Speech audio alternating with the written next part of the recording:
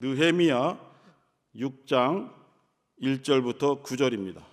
산발랏과 도비야와 아라비아 사람 게셈과 그 나머지 우리의 대적이 내가 성을 건축하여 그 퇴락한 곳을 남기지 아니하였다함을 들었는데 내가 아직 성문에 문짝을 달지 못한 때라 산발랏과 게셈이 내게 보내어 이르기를 오라 우리가 오노 평지 한촌에서 서로 만나자 하니 실상은 나를 해코자 함이라.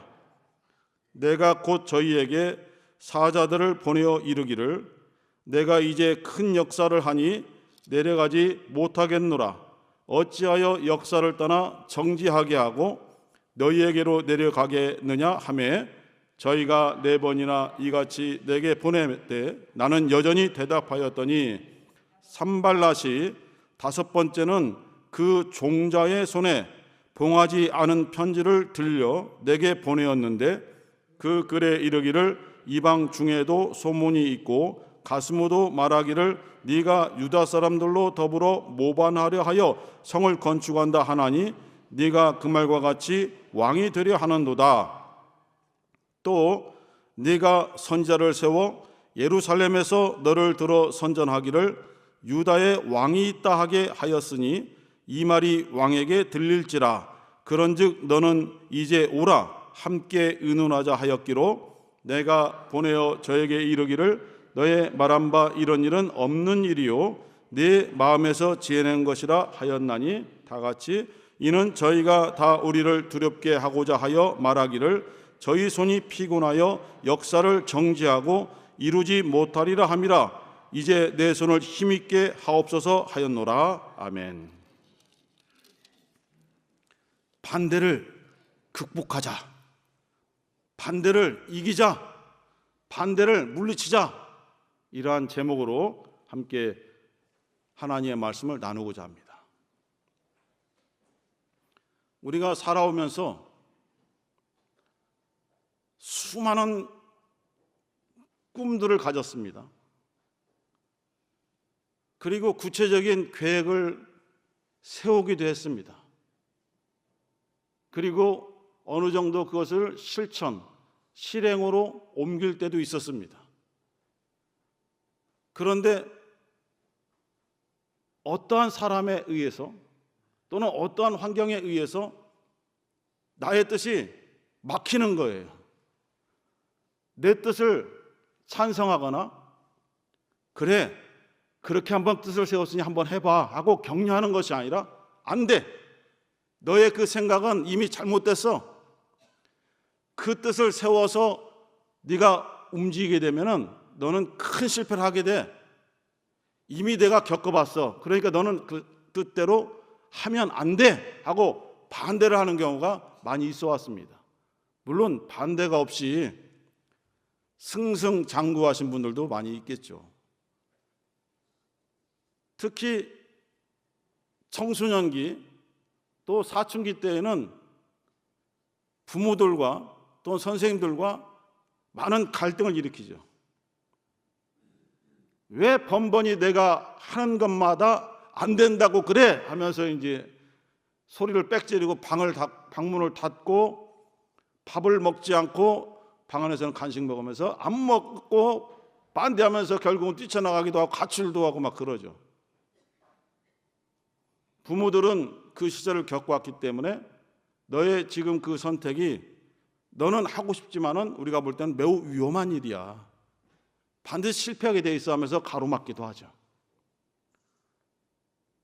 그런데 저는 이런 생각을 하거든요. 부모님 세대들이 또 할아버지 할머니 세대들이 경험한 것들이 옳습니다. 본인들이 개인적으로 경험했기 때문에 지금 우리 자녀들, 우리 손주들이 하려는 그 계획들, 행동들, 꿈들 매우 위험하다는 것을 알고 있죠. 그래서 반대하는 것이죠. 하지만 우리들이 지내온 것들이 반드시 옳은 것만은 아닌 것입니다. 물론 우리가 실수했던 것들을 다시 우리 자손들에게 경험하게 하지 않도록 하기 위해서 그것을 반대하는 거죠.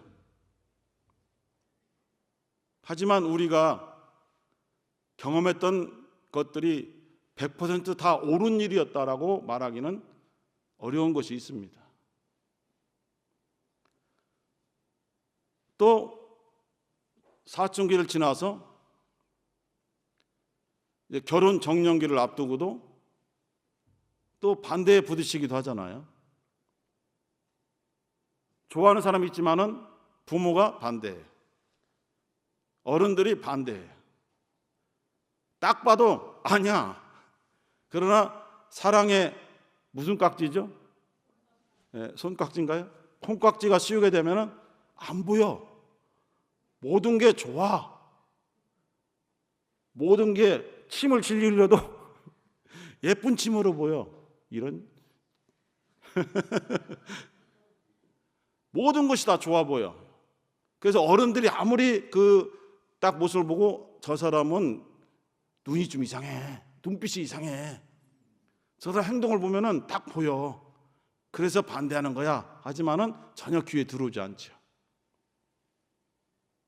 누가 옳은 건지는 알 수 없습니다. 이렇게 세상에서도 자기 뜻을 세우고 펼쳐나갈 때마다 이외에도 여러 가지 많은 반대에 부딪히게 되죠. 그래서 결국은 심한 갈등으로 인해서 그 뜻을 팽개쳐버리고 다른 쪽으로 튕겨나가기도 하고 좌절하기도 하고 극단적인 어떤 선택을 하기도 하죠. 자녀들의 꿈을 부모님들이 하고 싶었던 꿈을 막 강제 주입하는 경우도 있어요. 내가 이루지 못한 것을 우리 자녀들에게 이루게 하려고 강제로 막 그렇게 마치 사육하듯이, 양육이 아니라 사육하듯이 그렇게 몰아가는 경우도 있죠.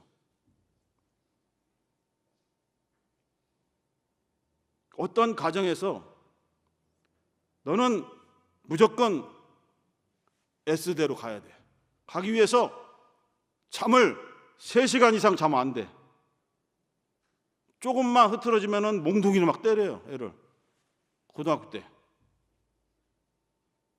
심각하게 통제하는 거죠. 시간 통제, 생활 통제, 먹는 것 통제, 잠을 통제하고 막 통제하는 거죠. 너무너무 괴로운 거죠. 집에만 들어오면 너무너무 괴로운 거죠. 겉으로는 부모의 말을 잘 듣는 것처럼 하루하루 지내면서 열심히 공부하죠. 열심히 공부합니다. 그리고 대학 입시가 다가왔고 그 결과가 마침내 부모가 원하던 S대 합격이 결과로 나타났죠. 발표되고 그 다음 날 그 아이는 아파트 베란다를 통해서 뛰어내려서 자살했습니다. 실제로 있었던 일이에요.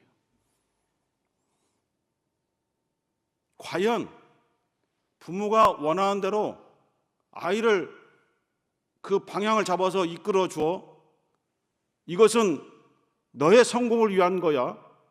이 길로 나가면 너는 평생 잘 살 수 있어. 존경받을 수 있어. 라고 가르치고 인도하지만은 그 당사자인 학생에게는, 아이에게는 그 하루하루가 너무 지옥과 같은 절망적인 삶이었다는 것이죠. 그 아이의 유서는 됐습니까? 아버지 됐어요? 하고 그러한 내용으로 쓰고 자살한 거죠. 그래서 우리 부모들의 꿈이 반드시 옳은 것만은 아니다. 물론 많은 경험을 통해서 또 사회적인 배경과 경제적인 활동, 여러 가지 만남과 경험을 통해서 얻어진 것들이 훌륭합니다. 그래서 아이들에게 뻔히 보이는 실패의 길로 가게 하지 않기 위해서 길을 이렇게 컨트롤해 주는 거죠. 그렇다고 해서 그 아이에게 행복함을 준 것은 아니죠. 물론 그 단적인 예죠. 다 그런 것은 아니지만은 그 한 가정의 예가 그렇습니다. 그리고 우리에게는 하나님의 말씀이 주어집니다. 오늘도 주어지고 있죠. 하나님의 말씀에는 우리가 지켜야만 되는 하나님의 뜻이 포함되어 있어요. 공중에서 대중적으로 선포되는 말씀도 있지만은 나에게 주시는 말씀이 있거든요. 나에게 주시는 그 말씀에는 하나님께서 나에게 그 말씀을 듣고 이렇게 했으면 좋겠다라는 하나님의 뜻이 있어요. 그 뜻의 은혜를 받으면, 그 말씀의 은혜를 받으면은 그 말씀 속에 있는 나를 향하신 하나님의 뜻에 순종하여 살려고 몸부림을 치죠. 기도하고 그렇게 행동합니다. 그런데 반드시 하나님의 뜻을 반대하는 자가 있어요. 누굽니까? 원수 마귀죠. 원수 마귀는 하나님의 뜻을 1%도 찬성하지 않습니다. 하나님의 뜻은 다 싫은 거예요. 아무리 좋은 조건, 그럴듯한 말씀이 들려와도 마귀는 하나님의 뜻 자체를 싫은 거예요. 반대하죠. 그러나 자신에게는 하나님의 뜻을 반대할 수 있는 능력이 없습니다. 이미 쫓겨난 자니까요. 그래서 하나님의 뜻을 은혜로 받은 사람들을 찾아다니죠. 하나님의 말씀에 은혜 받은 자들을 찾아다녀요. 잘 찾아냅니다. 그래서 그 사람이 하나님 말씀에 은혜를 받고 오늘 예배 시간을 통해서 이 말씀을 저에게 주셨으니 저는 이제 이 말씀을 정말 기도 제목으로 삼고 이렇게 살아가겠습니다라고 하나님 앞에 고백하고 그 말씀에 대해서 방향을 잡고 나아가려고 할 때에 원수 마귀가 계속해서 아니야, 이러한 길도 있어. 네가 지금 하나님 말씀을 은혜로 받고 이렇게 나아가려고 하지만은 이 길만 있는 것이 아니야. 이 길도 있어. 그리고 이 길도 있어. 하면서 예수에게 세상 만국의 영광을 보여주듯이 우리들에게 여러 가지 통로를 통해서 잘 보여주는 거예요. 유튜브를 통해서, SNS를 통해서, 여러 가지 매체를 통해서 팝업, 전 팝업이 뭔지 모르겠어요. 팝코너라도 팝업을 잘 몰라요. 이러한 여러 가지 보여주는 걸 통해서 유혹하는 것이죠. 그래서 그 뜻에서 벗어나서 다른 길로 가도록, 그래서 하나님의 뜻을 받은 사람이 그 뜻대로 살지 못하도록 하나님의 뜻을 반대하는 거예요. 자신이 반대하지 못하니까 이 사람으로 하여금 하나님의 뜻을 반대되는 생활을 하도록 유혹하는 거죠. 선악과 계명을 아담에게 주었을 때에 선악과를 먹지 말라. 선악을 알게 하는 나무의 열매는 먹지 말라. 먹으면 정령 죽으리라는 말씀을 주셨어요. 그 말씀 속에 있는 아담을 향하신 하나님의 뜻이 무엇일까? 그 하나님의 뜻을 아담은 받아들였고 그 말씀을 지키면서 살아가는 거죠. 그러나 원수 마귀는 그 꼴을 못 보죠. 왜? 먹어도 돼. 너 그 열매를 먹는 순간에 더 좋은 일 생긴다. 눈이 밝아져. 눈이 밝아지고 네가 마치 하나님처럼 될 수 있어. 나는 그러한 말도 안 되는 것을 심어주는 것이죠. 흔들려 버리네요. 그 말씀을, 하나님의 말씀을 듣고 심지가 굳었던 아담이 하와를 통해서 그 말씀을 접하고 흔들려 버립니다. 이것이 하나님의 말씀을 반대하는 거예요. 정면으로 아니야 라고 반대하는 것도 반대지만은 아니야, 조금 이렇게 좀 나가봐, 약간 사이길로 가봐, 약간 다른 길로 가봐 라고 비슷하게 유혹하는 것도 하나님의 뜻을 반대하는 거예요.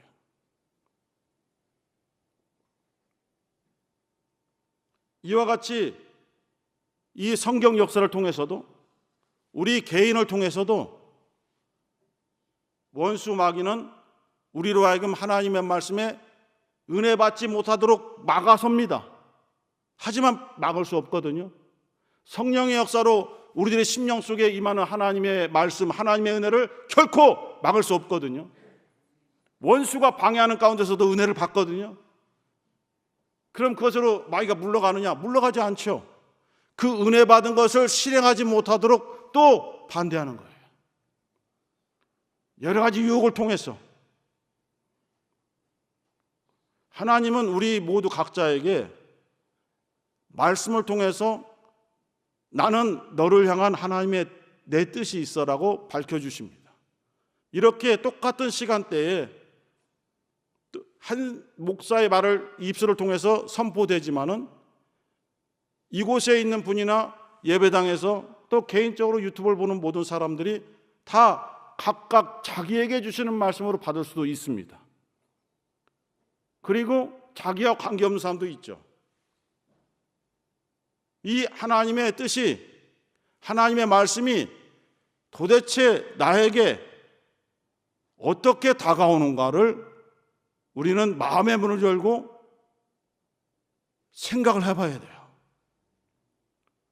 오늘 주시는 하나님 말씀은 설교를 잘하시네, 이것이 아니라 나에게, 또는 조금 넓게 우리 가정에게, 또는 우리 예배당, 우리 교회 예배 주시는 하나님의 뜻은 무엇일까를 고민하는 거죠. 기도하는 거죠. 말씀을 들을 때 당장히 깨닫지 못해도 기도할 때에 오늘 주신 말씀을 통해서 하나님, 오늘 주신 말씀을 통해서 내게, 내 개인적으로 깨닫게 하고자 하는 하나님의 뜻은 무엇입니까? 제가 잘 알아듣지 못했으나 알게 도와주세요 라고 하면서 간절한 마음으로 기도하면은 성령께서 역사하셔서 그 말씀을 깨닫게 해주시는 거죠. 요한복음 14장 26절에도 예수께서 말씀하기를 다른 보혜사 성령이 오시면은 내가 너에게 말한 것들, 내가 너에게 가르친 것들을 생각나게 해주고 그것을 알게 해준다라고 말씀하셨어요. 이렇게 성령은 우리가 들어서 무슨 뜻인지를 깨닫지 못한다 할지라도 감동받았던 것을 구체적으로 좀 디테일하게 내게 그 말씀이 생명이 되도록, 내게 인생의 어떤 결단의 말씀이 되도록 구체적으로 각각 다 다른 사람에게 깨닫게 해주시는 거죠. 그래서 똑같은 포인트에 은혜 받을 필요는 없는 거예요. 오늘 설교 시간에 여러 말씀들이 이제 선포될 텐데 그 말씀 속에 내게 주어지는 말씀을 다 받으면 되는 거예요. 오늘 이 본문은 느헤미야입니다. 느헤미야. 북쪽 이스라엘은 아수르한테 멸망했고 그것을 멸망하는 것을 보면서도 회개하지 않고 여전히 타락의 길로 갔던 유다도 그 이후에 나타난 바벨론에서 완전히 무너져 버리죠. 예루살렘 성벽이 완전히 무너져 버립니다.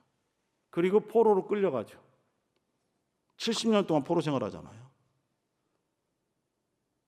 그리고 그 무섭고 강력했던 바벨론이 무너져 버립니다. 조그만 나라에 의해서. 조그만 나라 바사, 페르시아죠. 올라오면서 그것을 먹어버리고 큰 나라로 발전하죠.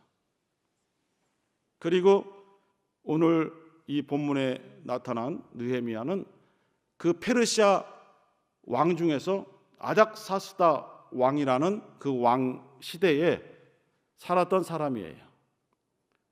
그러니까 이스라엘이 멸망했을 때 끌려간 사람이 아니라 끌려간 뒤에 2세, 3세 후손인 거예요.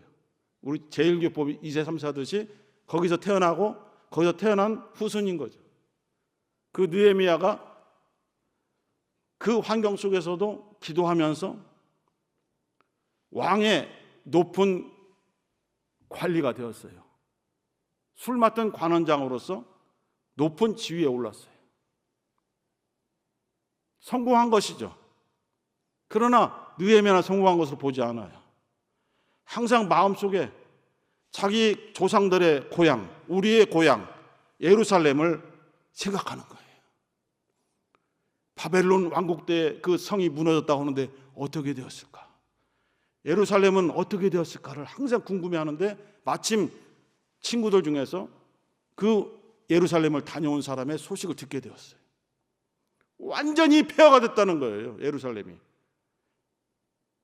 가난한 사람들이 살고 있고, 정말 배고파서 굶주린 사람들이 있고, 하나님의 성전이 있는 그 성벽이 완전히 무너져 버렸다는 거예요.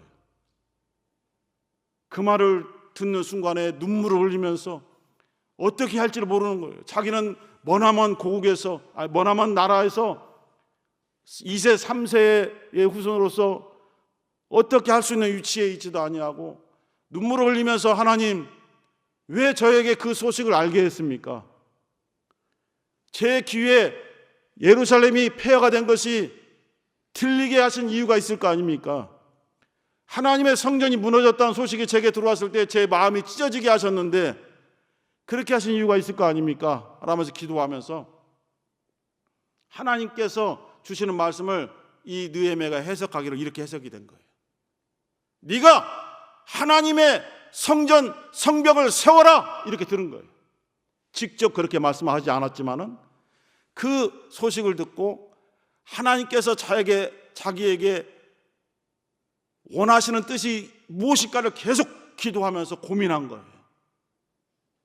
그랬더니 그 해석이 네가 예루살렘 성전의 성벽을 세워라 이렇게 들린 거예요. 수많은 거리에 떨어져 있는 타국에서 어떻게 그 예루살렘에 있는 성벽을 세울 수 있겠습니까? 고민하죠. 고민하지만 하나님이 주신 나를 향하신 하나님의 뜻이다라고 받아들이면서 담대하게 페르시아 바사의 왕에게 나아가서 잘못 전하면 죽잖아요. 그 당시에 왕에게 잘못 나가서 말을 하면 그냥 단칼에 죽거든요. 그런데도 담대하게 나가서 무릎 꿇고 왕이시여, 저에게 소원이 하나 있습니다. 저의 소원을 들어주시면 정말 감사가 넘칩니다라는 고백을 했더니 그 왕이 화를 내지 않는 거예요. 도대체 무슨 소원이냐라고 물어봤어요. 하나님이 왕의 마음을 어루만지신 거예요. 완악하고 잔인한 나라의 왕의 마음을 어루만지신 거예요. 사람이 할 수 없는 거예요. 악한 사람의 마음을 사람이 다스릴 수 없어요. 그러나 느헤미야의 기도가 있었던 것이죠. 왕에게 나아가기 전에 하나님께 얼마나 간절하게 기도했을 거예요. 생각이 됩니다. 정말 여호와여 무서운 왕 앞에 나가서 하나님의 성전의 성벽을 건축하겠다는 말을 해야 되는데 너무 두렵고 떨립니다. 그 왕의 마음을 움직일 수 있는 분은 하나님밖에 없습니다. 하나님을 의지하고 담대히 나가서 알겠습니다라고 기도한 거예요. 예측 불허잖아요. 그러나 하나님께서 그 왕의 마음을 어루만지셨어요. 우리 앞에도 완악한 자들이 얼마나 많이 있습니까? 내가 이 말을 하면 분명히 불호령을 내릴 거야. 내가 이런 행동을 하면 아주 극단적인 화를 낼 거야 라고 두려워하면서 아예 포기하지 않습니까? 그 사람의 태도 자체가 나를 반대하는 거 아니겠습니까? 말 자체를 하지 못하는 우리의 연약함을 알고 원수가 그 사람의 태도를, 마음을 완악하게 만들어서 말조차 못하게 하지 않습니까? 그래서 우리가 기도하는 거죠. 오늘 이 밤에도 기도하지 않습니까? 기도하면서 저에게는 이러이러한 나를 반대하는 완악한 사람이 있는데 하나님, 그 사람의 마음을 어루만져 주세요. 그 사람의 마음을 조금 녹여주세요 하고 기도하면서 기회를 보면서 접근하여 얘기를 하는 것이죠. 왕이 네가 원하는 것이 무엇이냐 물어봤을 때 빙빙 돌리지 않고 저의 고향, 저의 조국 유다 예루살렘 성이 완전히 무너졌다는 소식을 얼마 전에 들었습니다. 우리에게는 여호와라는 하나님이 계신데 그 하나님을 섬기는 그 성전 성벽이 완전히 무너져 내렸습니다. 그 말을 들은 이후로부터 저는 음식을 입에 넣을 수 없습니다. 우리의 하나님의 성전이 무너졌는데 제가 어찌 음식을 먹을 수 있으며 어찌 좋은 집에서, 좋은 방에서, 좋은 침대에서 살 수 있겠습니까? 눈물을 흘리면서 저의 소원은 저의 어떤 명예, 저의 성공이 아니라 그 하나님의 성전의 성벽을 세우는 것입니다. 이거 하나밖에 없습니다라고 간절히 기도했더니 왕이 그렇게 하라 허락해 주시는 거예요. 그리고 그 바사 땅에서 성전을 지을 수 있는 모든 재료들을 다 제공해 주는 거예요. 그리고 느헤미야를 유대 총독으로 임명해 버렸어요. 유대 땅에서는 자기 마음대로 할 수 있는 거예요. 총독. 빌라도 총독이 얼마나 힘이 센가 아시잖아요. 얼마나 권세 있는 거 아시잖아요. 그것처럼 유다의 총독으로 느헤미야를 임명해서 보낸 거예요. 다른 나라 사람들이 느헤미야를 압박하려고 해도 바사 왕의 권세가 있잖아요. 그 바사 왕이 임명한 총독이기 때문에 아무도 건들지 못하는 거예요. 그것이 하나님께서 느헤미야로 하여금 예루살렘에 있는 하나님의 성벽을 지켜야 하려는 모든 섭리인 거예요. 다 손을 대신 거예요. 우리의 나아가는 발걸음 속에 내가 이렇게 생각하고 이렇게 기도하고 이렇게 움직였더니 성공했네. 천만에 만만에 여러 가지 떡 하나도 우연 또는 당연한 것이 없는 거예요. 내가 기도할 때 하나님께서 이미 내가 하나님의 뜻을 성취해 나갈 수 있도록 그 여건들을 다 뒤집어 놓으시는 거예요. 내가 만나야 될 사람들의 마음을 바꿔 놓으시는 거예요. 기도하지 않으면 그것이 이루어지지 않는 거예요. 그리고 유대 사람들을 그 패배의식에 젖어 있고 절망에 빠져 있는 유대 사람들에게 하나님께서 이러한 꿈을 주셨다.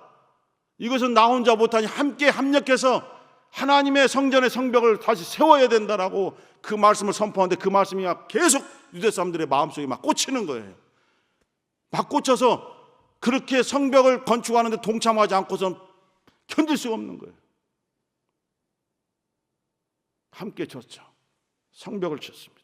거의 엄청난 반대예요. 사마리아 사람들이 반대예요. 아람 사람들이 반대예요. 유대 땅 내부에서도 반대예요. 그러나 포기하지 않고 기도하면서 하루하루 움직여서 결국 성벽을 완전히 건축했어요. 그것이 오늘 1절입니다. 다 했는데 하나만 하지 못했어요. 그것이 뭐냐면 6장 1절에 성문에 문짝을 달지 못했어요. 아직. 그럼 다 한 거지. 문만 달으면 되는데 다 한 거야. 옆에서 쉬엄쉬엄 하세요. 그러다 쓰러지면 안 돼요. 천천히 하세요. 문만 달면 되는데 그 문으로 원수들이 들어오거든요. 그 조그만 빈틈이 있는 우리의 마음의 문으로 원수들이 들어오는데요. 그래서 깨어서 기도하면서 그 문짝을 빨리 달아야 되는데 여기 있는 사마리아 총독인 산발랏과 아람 사람 도비야 이런 사람들이 막 이것을 어떻게 해서 반대해요. 성벽을 짓는 것을 반대해요. 중지시키려고 그래요. 편지를 씁니다. 사람을 보냅니다. 오늘 만나자. 다급한 거예요. 이 성문까지 달게 되면은 완전히 자기들이 들어갈 수 없게 되니까 빨리 만나자. 우리 좋은 수가 있다. 우리가 협력하겠다 하면서 만나자고 회의하는데 사실은 유혹해서 느헤미야를 암살하려고 하는 거예요. 나와. 좋은 곳이 있어. 나와. 꼭 예배에만 가려면 나오라고 친구가 전화 와. 오늘 한잔 해야지. 뭘 한잔해? 유혹이라니까요. 유혹이에요. 느헤미야는 기도하면서 이것이 원수가 반대하는 것이라는 걸 알았어요.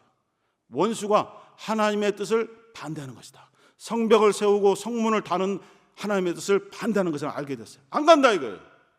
3절 한번 보시겠어요? 느헤미야 6장 3절에 뭐라고 했는가? 내가 곧 저희에게 사자를 보내어 이르기를 내가 이제 큰 역사를 하니 내려가지 못하겠노라.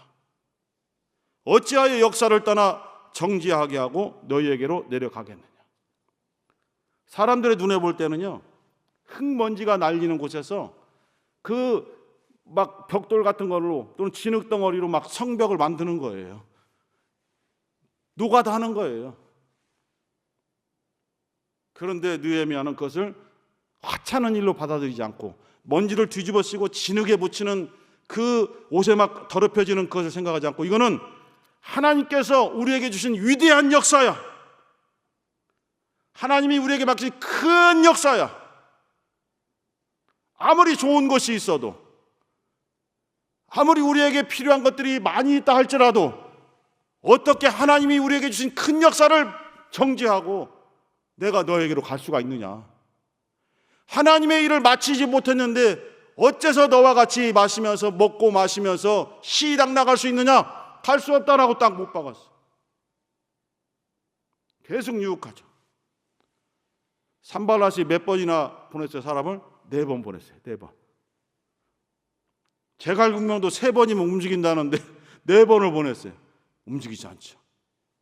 하나님의 말씀이 내 심령 속에 있기 때문에 움직이지 않습니다. 딱 움직이지 않습니다.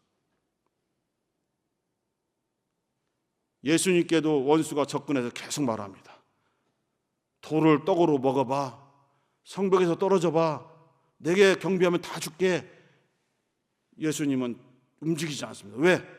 예수님의 이 심령 속에 살아있는 말씀이 있기 때문에. 기록되었으되 하면서 말씀으로 물리시잖아요. 이 느헤미야에게도 그런 하나님의 말씀이 있기 때문에 물리치는 거예요. 아무리 즐겁고 아무리 맛있고 아무리 좋은 것이 가득 있다 할지라도 너에게로 갈 수 없어. 하나님의 큰 역사를 내 손에서 내려놓고 갈 수가 없어. 우리에게는 공식적인 직분도 있고요. 꼭 직분이 없어도 교회에서 또는 우리 생활하는 곳에서 주님의 뜻으로 일할 수 있는 것들이 너무 많아요. 사람들이 볼 때는 하찮은 거예요. 청소하기도 하고 설거지하기도 하고 또는 이렇게 주부를 안아주기도 하고 차량 지휘봉을 흔들고 이렇게 하기도 하고 정말 하찮고 힘든 일일 수도 있어요. 그러나 하나님께서 우리에게 어떠한 믿음을 주셨냐면은 절대로 하찮은 일이 아니다. 이것은 나의 뜻을 행하는 하나님의 큰 역사다. 하나님의 큰 일이다. 결코 이것을 소홀히 여기지 말고 이것을 지켜 행하라 하고 말씀을 주시는 거예요. 이 말씀을 느헤미야와 모든 유대 백성들이 붙잡고 그쪽에 나가지 않고 딱 끊어버리고 계속 몰두하는 하나님의 일이. 큰일 났어요. 문짝만 달리면은 이제 하나님의 일이 딱 맞춰지기 때문에 이 원수의 정말 사주를 받은 산발랏은 큰일 났어요. 빨리 해야 되는데. 그래서 5번째로 종에게 편지를 써서 보낼 때에 봉하지 않은 편지 봉투를 딱 임봉하지 않은, 이 당시에는 편지를 쓰고 덮고 촛농 있잖아요. 촛농. 촛불에 있는 농을 흘려서 쫙 놓고 거기다가 중요한 도장 같은 걸 딱 누르죠. 촛농에서. 누가 그걸 뜯어버리면 다 표시가 나잖아요. 딱 봉해서 아무도 보지 못하도록 합니다. 그런데 일부러 봉하지 않은 열려져 있는 편지를 보냈어요. 왜 그랬을까요? 그 편지가 새나가라고. 그 편지에 쓴 글이 다 알려지라고. 어떤 내용이에요? 지금 느헤미야가 유대의 왕이 되려고 한다. 느헤미야가 한 사람을 선지자로 세워서 유대의 왕이 생겼다 하면서 완전히 그 바사로부터 독립하여 자기가 왕이 되려고 한다는 내용으로 써보낸 거예요. 그러면서 그래도 안 만날래? 이렇게 너를 유혹하고 너를 힘들게 하는데 안 만날래? 나를 만나면 이것을 덮어줄 수 있는 계획이 있어. 나를 만나기만 하면 너를 이 모함에서 건져줄 수 있어. 이런 유혹들이 우리에게 오는 거예요.